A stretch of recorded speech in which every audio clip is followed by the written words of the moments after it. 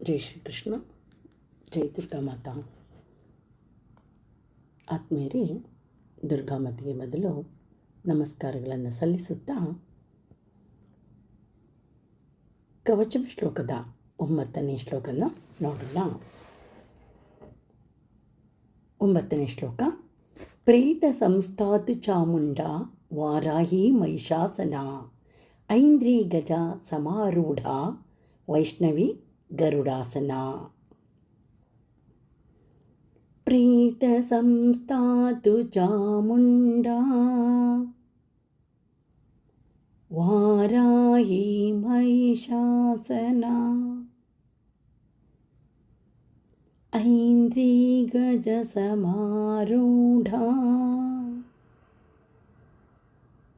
ವೈಷ್ಣವಿ ಗರುಡಾಸನ. ಈ ಶ್ಲೋಕದ ಪದಗಳು ಯಾವ ಅರ್ಥವನ್ನು ಸೂಚಿಸುತ್ತೆ? ಚಾಮುಂಡಾದೇವಿ ಶವದ ಮೇಲೆ ಆಸನವನ್ನು ಹಿಡಿದಿರುವವಳು, ಅಂದರೆ ಪ್ರೇತಗಳನ್ನೇ ತನ್ನ ಆಸನವನ್ನಾಗಿ ಮಾಡಿಕೊಂಡಿರುವವಳು. ವಾರಾಹಿ ದೇವಿ ಮಹಿಷನ ಮೇಲೆ ಆಸನವನ್ನು ಹೊಂದಿರುವವಳು.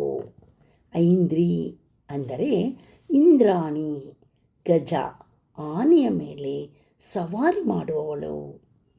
ವೈಷ್ಣವಿ ದೇವಿ ಗರುಡ ವಿಷ್ಣುವಿನ ವಾಹನವಾದ ಗರುಡನ ಮೇಲೆ ಕುಳಿತಿರುವವಳು. ಅಂದರೆ ಆತ್ಮೀಯರೇ, ದೇವಿಯ ವಿಭಿನ್ನ ರೂಪಗಳು ತಮ್ಮ ವಾಹನಗಳ ಮೇಲೆ ಆವಿರ್ಭವಿಸುತ್ತವೆ.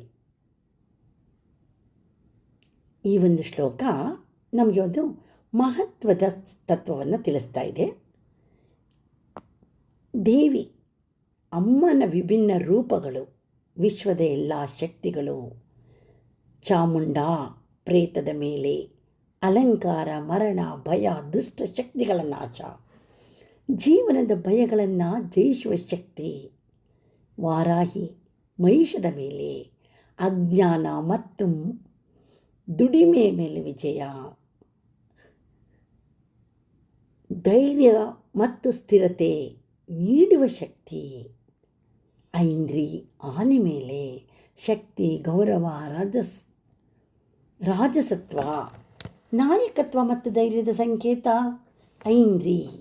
ವೈಷ್ಣವಿ ರಕ್ಷಣಾ ಶಕ್ತಿ, ಧರ್ಮದ ಪಾಲನೆ, ಜೀವನದ ಸಮತೋಲನ. ಒಟ್ಟಿನಲ್ಲಿ ಹೇಳೋದಾದರೆ ಈ ಒಂದು ಶ್ಲೋಕದ ಸಂದೇಶ ಏನು ಅಂದರೆ ಆತ್ಮೀಯರೇ, ದೇವಿ ಎಲ್ಲ ರೂಪಗಳಲ್ಲೂ ಇದ್ದಾಳೆ. ನಮ್ಮ ಜೀವನದ ಪ್ರತಿಯೊಂದು ಸಮಸ್ಯೆಗೆ ಬೇರೆ ಬೇರೆ ರೂಪದಲ್ಲಿ ರಕ್ಷಣೆಯನ್ನು ಕೊಡ್ತಾ ಇದ್ದಾಳೆ. ಭಯ, ಅಜ್ಞಾನ, ದುಷ್ಟಶಕ್ತಿ ಇವನ್ನೆಲ್ಲ ಅಮ್ಮ ನಿವಾರಿಸ್ತಾಳೆ. ಇದು ಕವಚಂ ಶ್ಲೋಕದ 9ನೇ ಶ್ಲೋಕದ ಅರ್ಥ ಹಾಗೂ ಸಾರಾಂಶ. ಜೈ ದುರ್ಗಾಮಾತಾ.